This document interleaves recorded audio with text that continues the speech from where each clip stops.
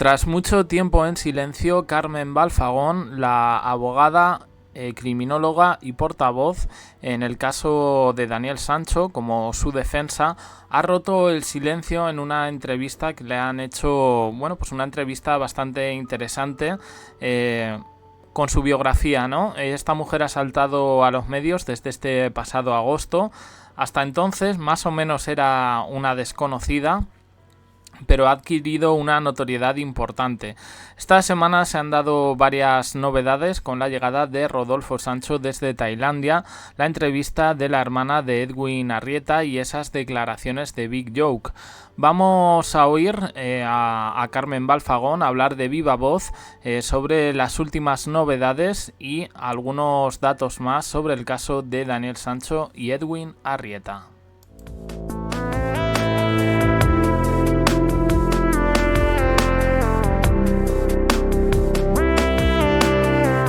En este último mes te has convertido en portavoz de la familia de Daniel Sancho, un caso muy mediático. ¿En qué punto se encuentra la investigación? Creo que no hay novedades, a la espera de presentar el informe de la investigación.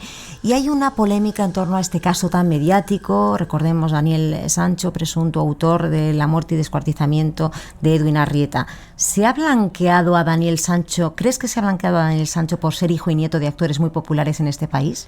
Pues yo sinceramente creo que no, y te voy a decir por qué. Es un crimen que ha llamado la atención. Evidentemente no hay que negar que el ser Daniel Sancho, el hijo de Rodolfo Sancho y nieto de Sancho Gracia, pues evidentemente ha llamado la atención. Pero ¿por qué no se ha llamado la atención? Porque volvemos a lo mismo, a la pregunta que yo me hacía cuando tenía 12 años. ¿Por qué se ha cometido este crimen? ¿Qué ha pasado ahí?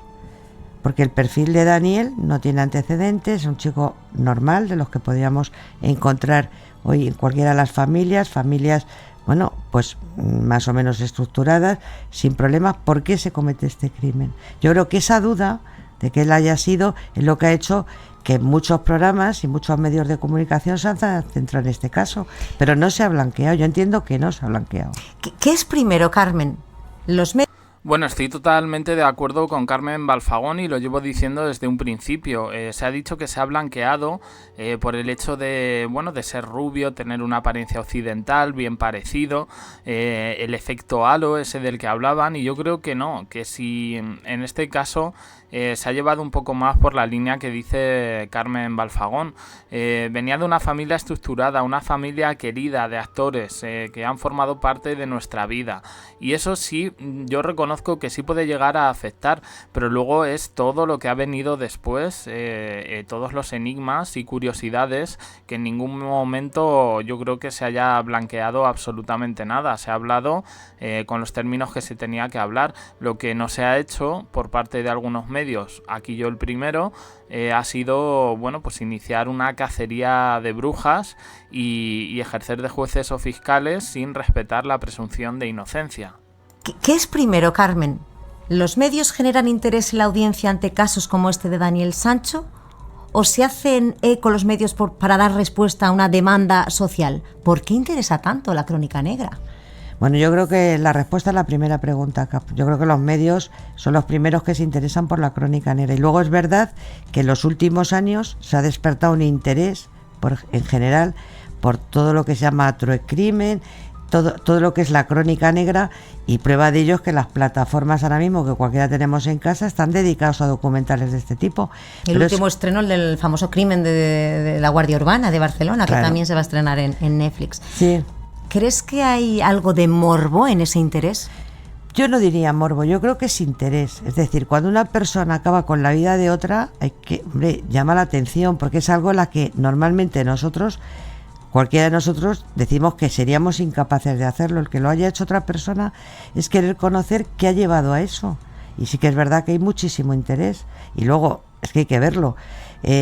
Hablamos de la criminología. Es que el avance de la criminología en nuestro país ha sido brutal. Ahora mismo a mí me encanta que se cuenten los medios de comunicación con criminólogos para analizar los casos. Antes, y con todos mis respetos, valía la opinión de cualquier otro profesional, pero ahora un criminólogo analizando el caso crea interés, Lourdes.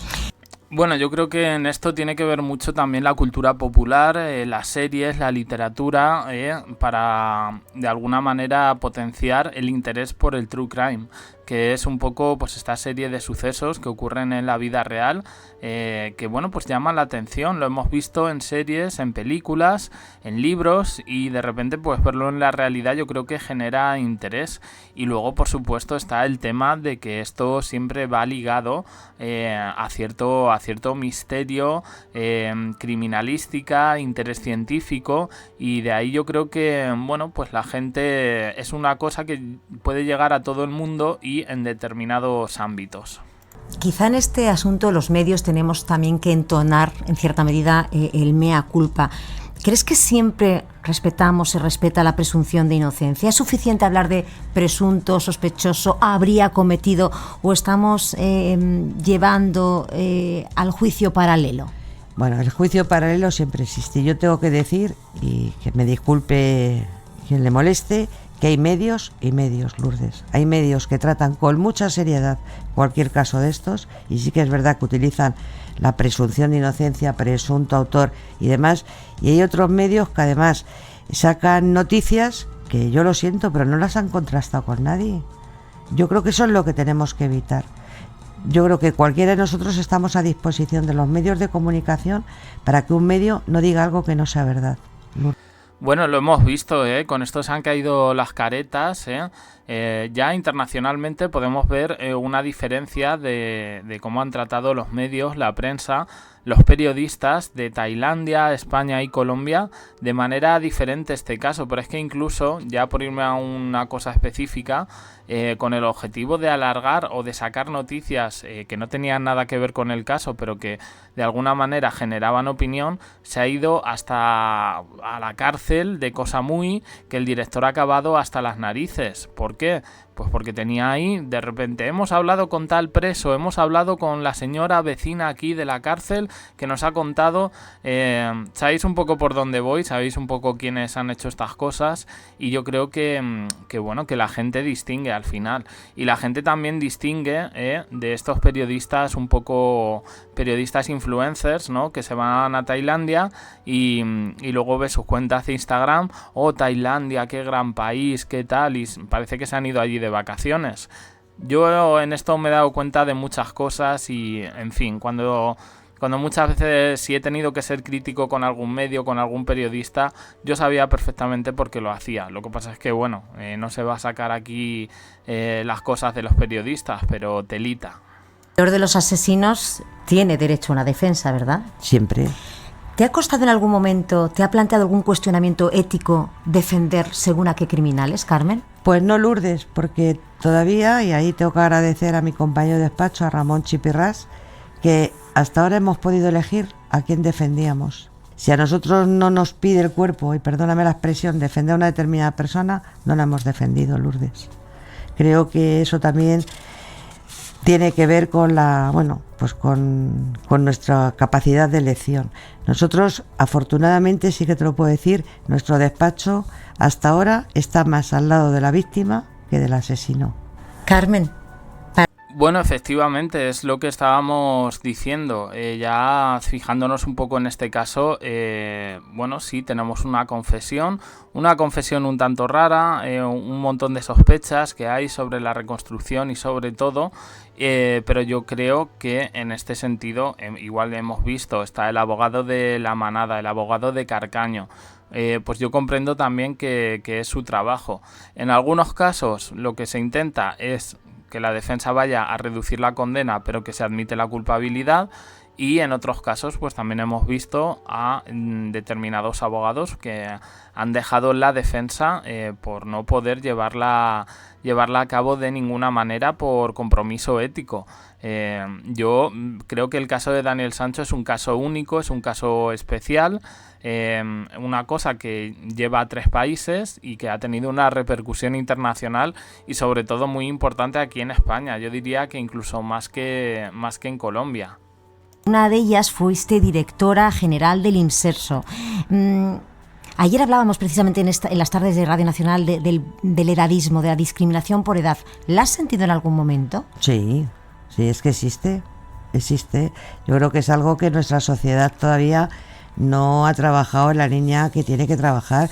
Vamos a ver, yo porque he tenido la suerte de estar muy activa y sigo activa aún a pesar de mis 69 años. Pero vamos a ver, ahora mismo hay unas barreras para la gente mayor que a veces son insalvables. Tú vas a una estación de ferrocarril, quieres sacar un billete y te encuentras una máquina. Si no eres ágil, no puedes sacar ese billete. No hay nadie que te oriente para sacar un billete en muchísimas estaciones de ferrocarril de este país. Eso es una barrera.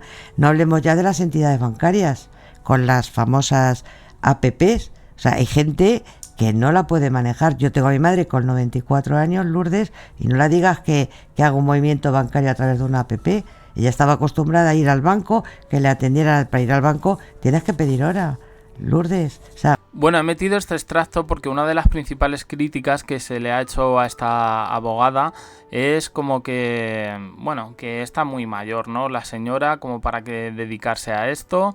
Ya habíamos dicho que tenía un currículum bueno, pero alguna gente, bueno, pues parece señalarla como el azote de Edwin Arrieta, sin respeto a la víctima, sin ver un poquito más allá, que es un poco lo único que se pide, y se le ha atacado por la edad, cosa que me parece, vamos, la gente que luego habla de tolerancia, de libertad, a esta señora la están poniendo como un auténtico trapo, y yo creo que se defiende, no hace falta ni que yo la defienda porque ya se defiende bien solita en este respecto.